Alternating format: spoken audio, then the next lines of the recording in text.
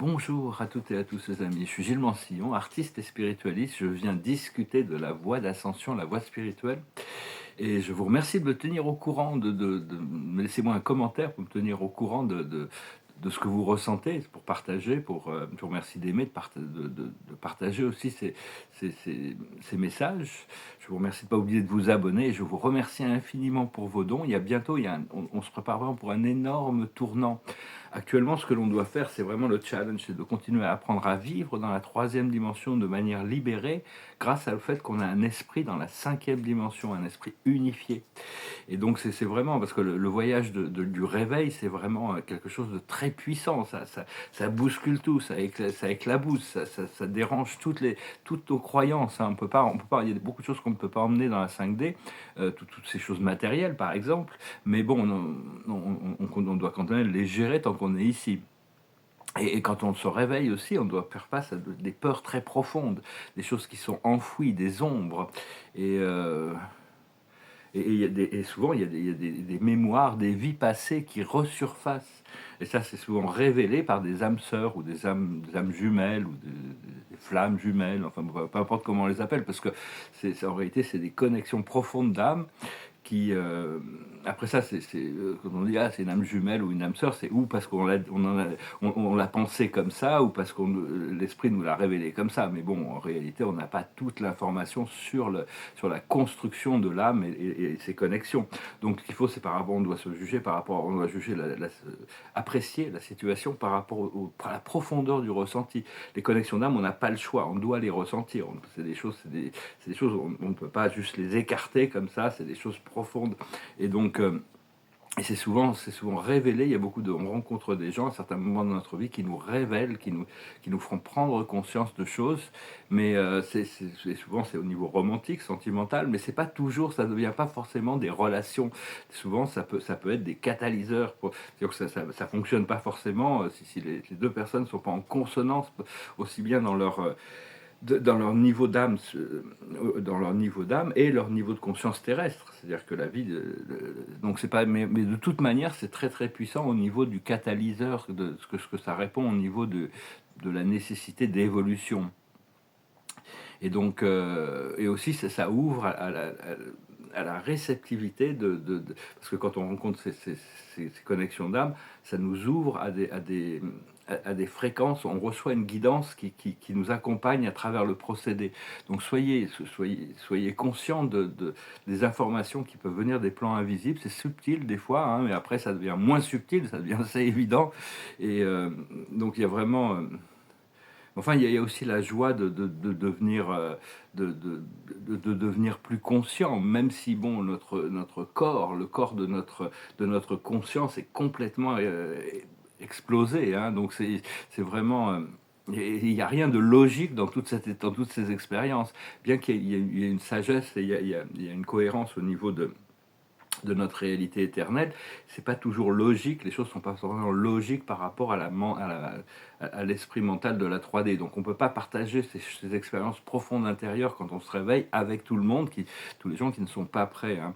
Mais enfin, ce ne sont pas des événements, quand on a ces événements profonds qui nous réveillent, ou ces gens qu'on rencontre, ou ça peut être des circonstances ou quoi que ce soit, c'est pas au hasard, hein, c'est planifié par l'âme, et il y a toujours des significations profondes derrière ces choses, même si ce n'est pas que du bonheur ou de la joie. Euh, Oui, parce que ce qui se passe, c'est que notre conscience était, on avait une conscience bien établie dans une certaine réalité. On a des habitudes qui nous permettent de vivre par rapport à des croyances et des connaissances et des systèmes de fonctionnement. Mais quand on s'élève dans cette autre dimension de la lumière, c'est quand même un petit peu comme si tout était bousculé, c'est un peu comme dans un jeu vidéo. On a maîtrisé un niveau, on arrive au prochain niveau, on doit tout réapprendre. Tout ce qu'on a appris ne nous sert plus à rien dans cette nouvelle dimension. Cela dit, le fait d'avoir compris tout ce qu'on a compris dans le niveau inférieur, ça nous a permis d'accéder à cette nouvelle dimension. Mais on doit réapprendre les systèmes de fonctionnement, les lois.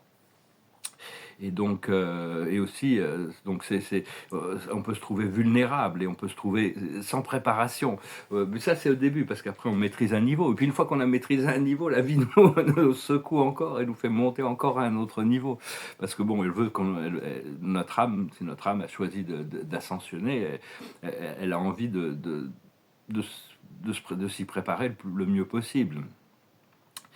Et donc, parce qu'à chaque fois on s'élève d'un niveau, le niveau de difficulté augmente. La barre elle est toujours plus haut. Mais enfin, toutes nos croyances sont remises en question. Hein, bon, ça, c'est ce que je viens de dire. Hein.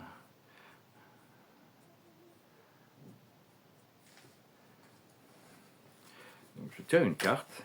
Oui, parce que les âmes sœurs, les âmes profondes, collection d'âmes, ce sont des âmes que, même si on les a jamais rencontrées, des fois on peut rencontrer quelqu'un, on a l'impression qu'on est très familier, qu'on les connaît extrêmement bien. C'est parce on a eu de nombreuses incarnations. On s'est tous rencontrés dans des vies passées. Hein. Tous les gens qu'on rencontre dans cette vie, c'est des gens qu'on a connus avant. Et donc il y a déjà inconsciemment, il y a une relation énergétique par rapport au lien, aux connexions d'âme, parce qu'il n'y a qu'une seule âme en réalité, on est tous un fragment de l'âme de Dieu. Mais enfin, toutes les âmes n'évoluent pas au même niveau, n'ont pas les mêmes buts, c'est très très divers, c'est très varié.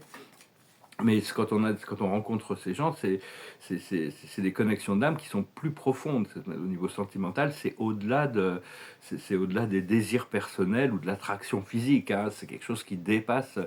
On se rend compte émotionnellement, c'est très puissant. Il y a beaucoup de gens qui à un moment donné, on doit faire face à ces choses, on doit les intégrer. Et personne d'autre ne peut. C'est comme si on peut pas on peut pas se dire que quand on rencontre des connexions d'âme, c'est pas quelqu'un d'autre ne peut pas remplir le vide, quelqu'un d'autre ne peut pas remplir la fonction ou la mission. Donc on doit gérer la situation tout en apprenant le lâcher prise, parce que c'est vraiment l'idée, c'est de tomber amoureux de soi-même, amoureux de la vie, amoureux des autres. Seulement, ça nous rend vulnérables sans attachement, sans attachement et sans nécessité de résultats qu'on peut projeter dans notre esprit. C'est assez challenging, mais on se prépare à aller loin. Hein. La carte de la journée, c'est vraiment aller loin. C'est vraiment aller loin. La sagesse, c'est les âmes sœurs. Donc vraiment, parce que c'est très important. Il y a une reconnexion au niveau des âmes sœurs actuellement. Je commençais à trouver une solution un petit peu. Mon mental peut accepter une solution de voir comment les choses vont se dérouler par rapport à mes connexions d'âme. Qu'il faut comprendre, c'est la bénédiction, le miracle. Quelque chose d'extraordinaire qui descend du ciel. Ce qu'il faut faire, c'est le respect des lois, c'est-à-dire s'aligner avec la loi de Dieu, mais aussi rester dans les règles, de fonctionnement. Et l'aboutissant, c'est heureux, c'est-à-dire on va pouvoir accepter, arriver dans un état où on est vraiment heureux, où il n'y a vraiment plus rien, on ressent pas c'est d'accepter que le plan divin est parfait. Des fois, ça prend du temps pour arriver à ressentir ça, mais l'univers est en train de nous amener là. Et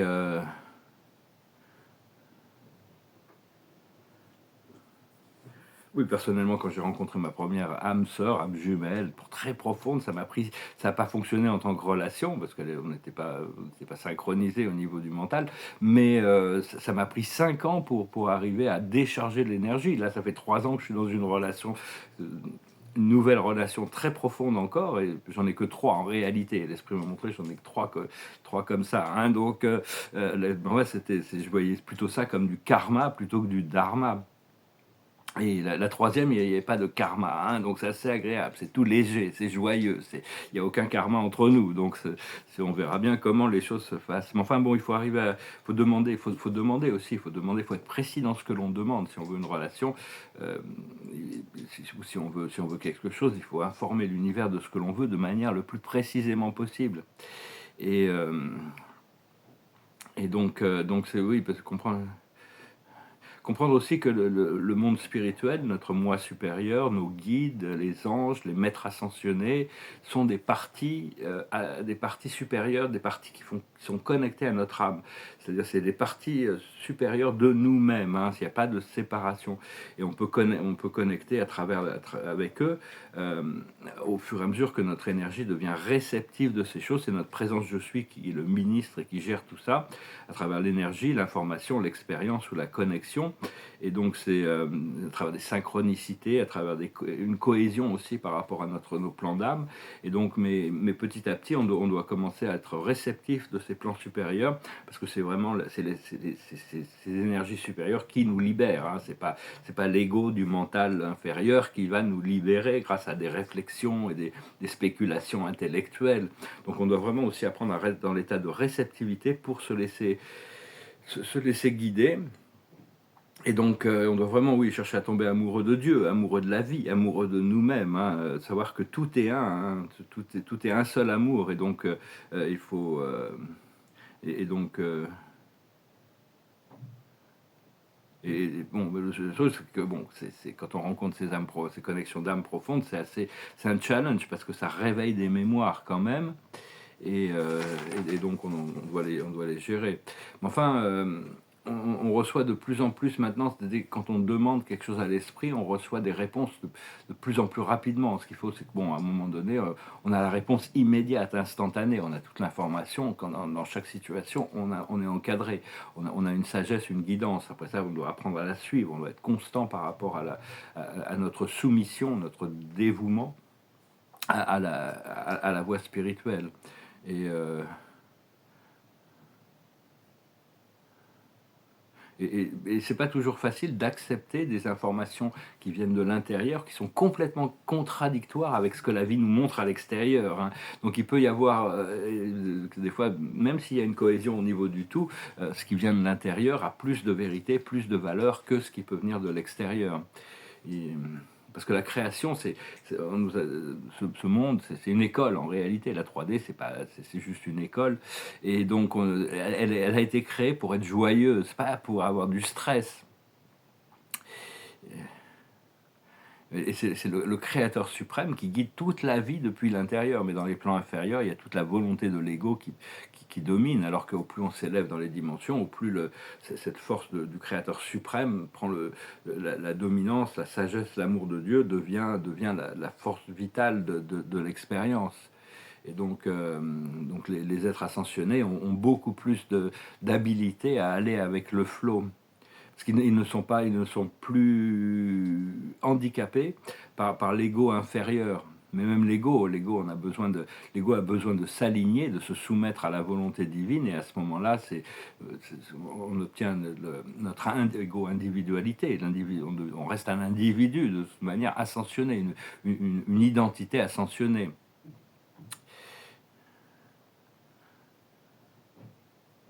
Et, ouais, donc, puis, c'est vrai que je sentais beaucoup de pression sur le fait de vouloir avancer plus vite que la machine, de pouvoir que les choses se manifestent et tout ça. Et donc ça, c'est important quand on réalise qu'en réalité, euh, tout ce que l'on ne fait pas dans cette vie, on pourra le faire dans une autre, parce qu'on est des êtres éternels. Ça nous permet de lâcher prise sur les pressions. Tout ce que l'on ne peut pas réaliser dans une relation intime avec quelqu'un, on pourra le planifier autrement dans une autre vie. C'est-à-dire que ça enlève beaucoup de pression, parce que l'âme est éternelle, l'âme ne voit pas les choses comme nous. Et donc, au plus on arrive à accepter cette immortalité, au plus on peut lâcher prise de la tension et de la pression de devoir faire les choses dans le moment où Dieu ne l'a pas prévu. Mais quand on lâche prise, les choses s'accélèrent, les choses descendent. Hein. Donc moi, c'est ce que je me rends compte ici. Et parce que bon, on a eu à peu près une vingtaine d'incarnations dans cet âge du poisson, hein, les 20 000 ans. Et donc, et là, on rentre dans l'âge du Verseau. Donc, on a vraiment la possibilité, qui va être un âge de lumière, d'avoir au moins une vingtaine d'incarnations si on a besoin, pour vivre toutes les choses dans le monde matériel qu'on a pu vouloir vivre dans un âge éclairé, dans une planète libérée. Donc, cela dit, c'est très difficile de savoir, parce qu'on n'est pas obligé non plus de choisir de se réincarner, mais enfin on a des attachements à certaines situations, à certaines personnes, on a certains désirs d'expérience. Donc il y a beaucoup de gens qui disent non, je veux plus m'incarner sur Terre, et puis à la fin de leur vie, ils rencontrent leur guide, ils repensent leur vie en revue et disent oui, non, je veux est là, je veux refaire ci, je veux refaire ça. C'est-à-dire que la mort, en réalité, c'est un portail qui est extrêmement libérateur. Mais la mort ne veut pas dire que quelqu'un va ascensionner. Ça dépend du niveau de conscience de l'âme. Il y a beaucoup d'âmes qui restent bloqués dans les plans astraux. Moi, ça m'arrive souvent d'aider des âmes à reconnecter avec leur moi supérieur, des gens qui sont décédés, qui n'arrivent pas, leur conscience n'est pas assez élevée pour reconnecter à leur âme éternelle. Donc, je les aide, ou même des fantômes. Ça m'est arrivé de libérer plein de fantômes qui étaient un peu bloqués. Ils ont des raisons d'être. C'est des gens qui s'accrochent à cette réalité physique, qui rentrent dans la quatrième dimension, dans une réalité parallèle qui est exactement comme la réalité physique, mais ils sont invisibles et ils ne peuvent pas interagir avec la matière. Par contre, ils sont généralement localisés, un peu prisonniers à l'intérieur d'une structure. Et mais enfin, même la mort n'est pas un obstacle à l'ascension, disons. Le Christ, le Bouddha, Mohamed, ils ont fait leur ascension malgré le fait qu'ils ont dû passer par le portail de la mort. Par contre, il y en a d'autres comme Lao Tse ou je crois que Saint-Germain ne sont pas passés par là. Ils ont fait leur ascension, ou Enoch, ils ont fait leur ascension sans avoir besoin de passer par ce portail. Mais enfin, il ne faut pas avoir peur de la mort. En réalité, c'est un grand portail qui libère quand même de tous les attachements, c'est le lâcher-prise ultime. Mais enfin, bon, il ne faut pas en avoir peur, cela dit, il faut essayer de continuer à cultiver le bien-être de son corps physique, parce que notre âme vient des plans supérieurs, mais notre corps physique est fait des 4 grands éléments de la Terre. Donc on doit écouter notre corps.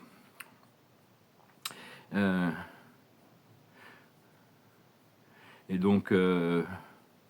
Enfin, le fait de savoir qu'on est une âme éternelle et que ça enlève beaucoup des pressions et ça met les choses en perspective. Hein. Parce qu'il y aura toujours des nouvelles chances en tant qu'âme éternelle, on aura toujours les moyens de retravailler les choses, de se réincarner avec un script complètement différent, une histoire différente, des conditions différentes. On peut aussi demander 10 000 ans pour explorer l'univers après cette vie, ou on peut demander un peu de vacances, de s'incarner sur une planète 7D, où tout est un paradis. Mais bon, la Terre se prépare pour ça.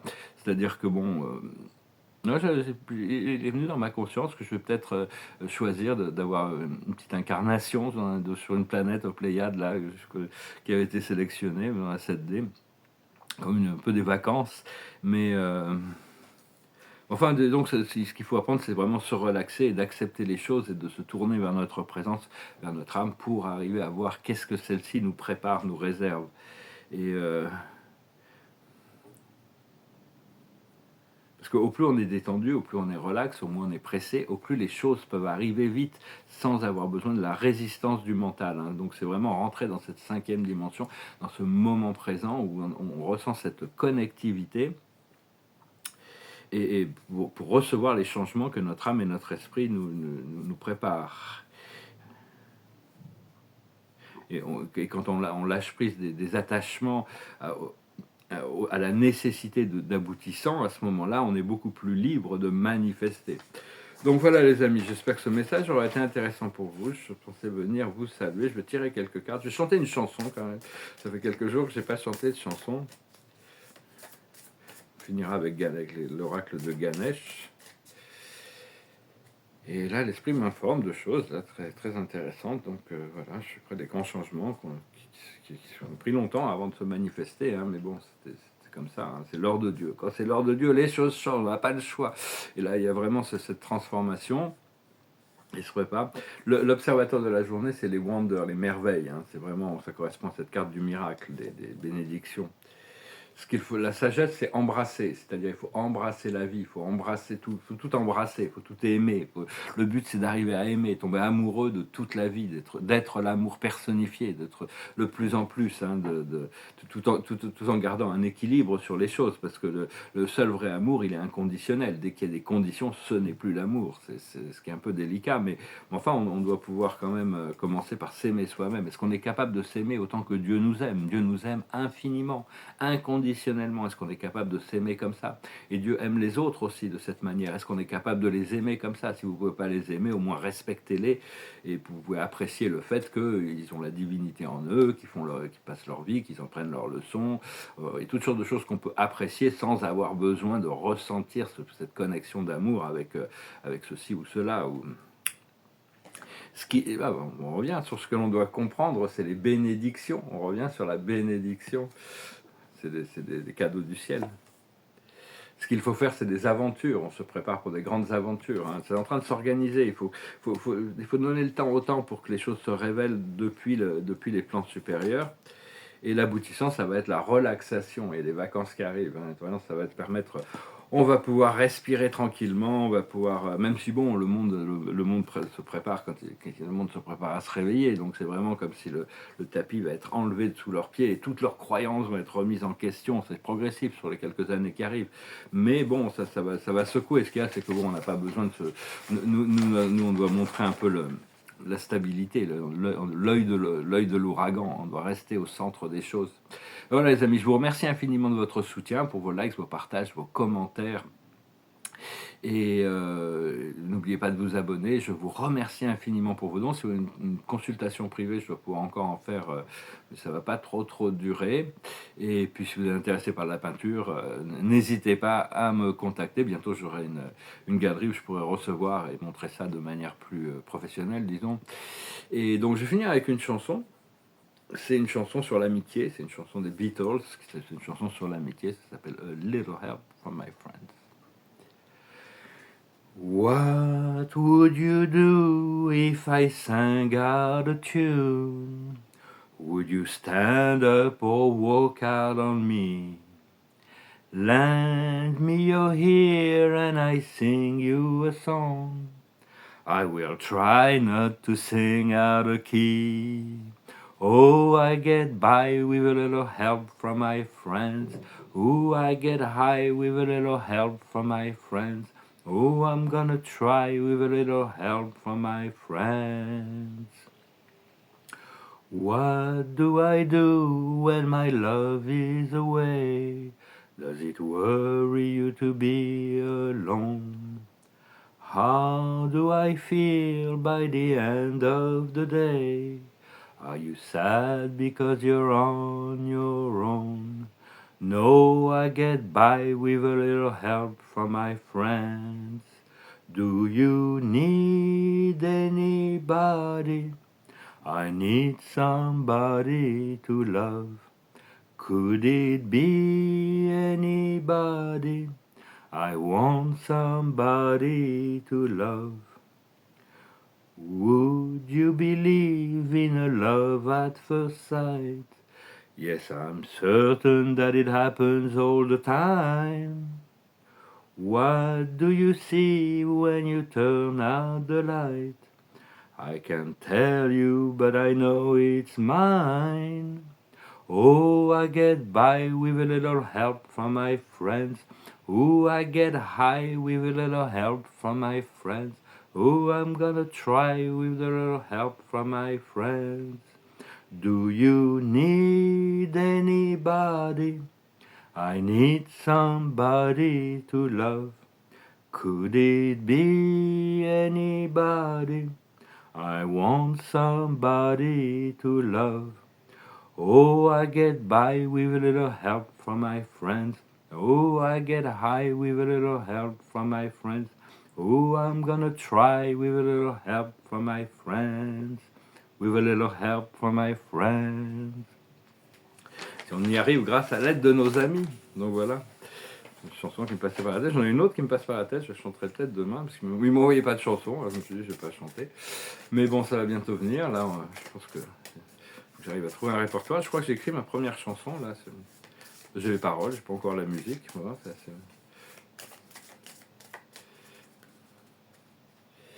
Alors, l'observateur de la journée, c'est les beginnings, c'est les nouveaux départs. C'est Ganesh, il nous parle des nouveaux départs. On est vraiment dans un tournant actuellement. On se prépare pour le solstice, hein, de toute manière, qui va être très puissant cette année encore. La sagesse, c'est la recherche spirituelle. C'est vraiment, il faut continuer à rechercher pour trouver, continuer à cultiver ce sens de la direction. On revient sur ce qu'il faut comprendre, ça revient aux bénédictions, c'est la splendeur. Il y a des choses splendides, magnifiques qui descendent, qui se préparent, qui ont été cristallisées. Ce qu'il faut faire, c'est l'acceptation.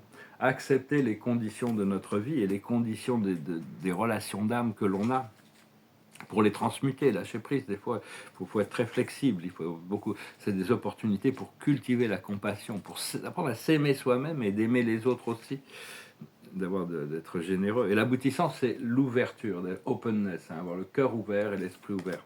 Voilà les amis, j'espère que ce message aura été intéressant pour vous. Je vous souhaite une très bonne journée, une semaine extraordinaire qui arrive, et je vous dis à bientôt. Namaste.